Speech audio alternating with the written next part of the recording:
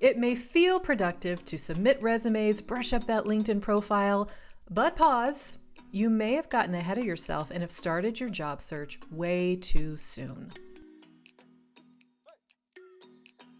I'm Laura Sims. I help people choose and start the right meaningful career, even if they've been trying to figure it out for years. In this video, I'm going to highlight the most common signs of having prematurely started your job search and the solutions so you can be prepared for a productive, right-on-time job search. Sign number 1.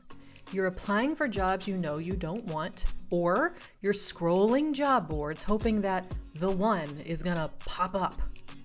Okay, the consequences of this behavior is that you are spending time on these job sites and in the search like it's your part-time job, and you have nothing to show for it.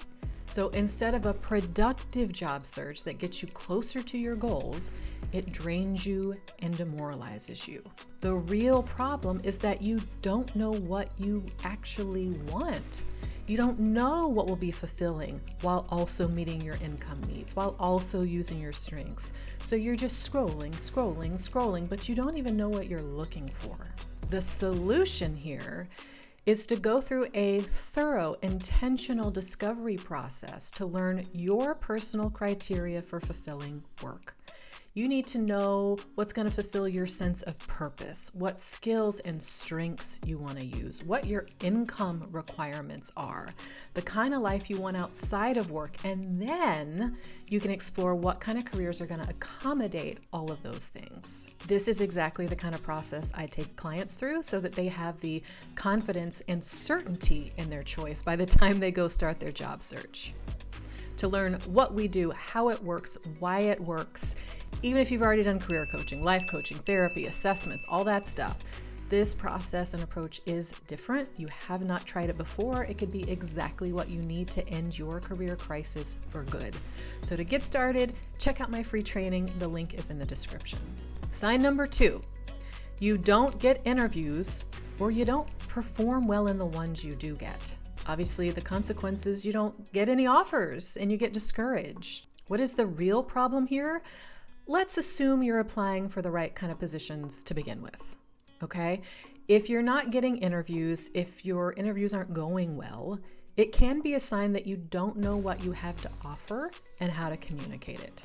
So the solution is, number 1, know what your value is, really own it, stop taking for granted what you have to offer. This is something that has been an issue for every single client I've ever worked with. And then number 2 is to learn to communicate what you have to offer in a currency that the other person values. All right, so you're never going to be able to please everyone, but this is really about learning your audience, right? So if I was going to pitch myself as a project manager, that pitch would sound different if I was talking with a financial firm versus an arts organization versus a university. I would adapt my message for their values, their language, their culture, so they could better hear and receive what it is I'm saying. It is also possible that you're doing everything right, but you're getting passed over because they're trying to balance out their team. They're trying to bring in people with identities and life experience that you don't have. Or maybe you're just up against racism, sexism, ageism, which brings us to our next sign. Sign number 3 is that you are personalizing and internalizing rejection. This is beyond disappointment that you bounce back from. Okay, the consequence of really taking that rejection or that negative feedback, or just no feedback, because we know you can just get ghosted in the job search process as well, is that you can get so discouraged that you start to question your own abilities. You start applying for stuff you normally never would have done just because you're looking for scraps. You can even get to a point where you just quit because you're so discouraged. The real problem, okay, well, there's a problem with the job search process itself. So let's blame some of the problem on the job search process and the fact that it's hard to get feedback, and it's just you are not set up to have a nice experience, okay? We cannot control that.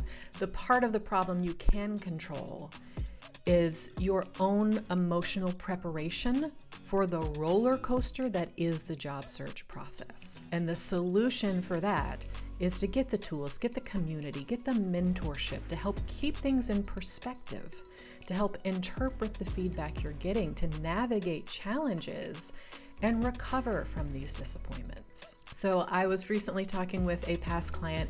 She's a writer, and she was sharing how for the first book that got bought, she submitted 99 queries and got 99 rejections before she got the one yes.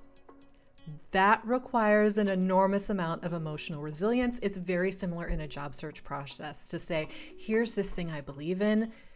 What do you think? What do you think? What do you think? What do you think? But she knew that the book was worth it and deserved submitting it as many times as it would take. And thank goodness she did, or her audience wouldn't be able to enjoy that book today.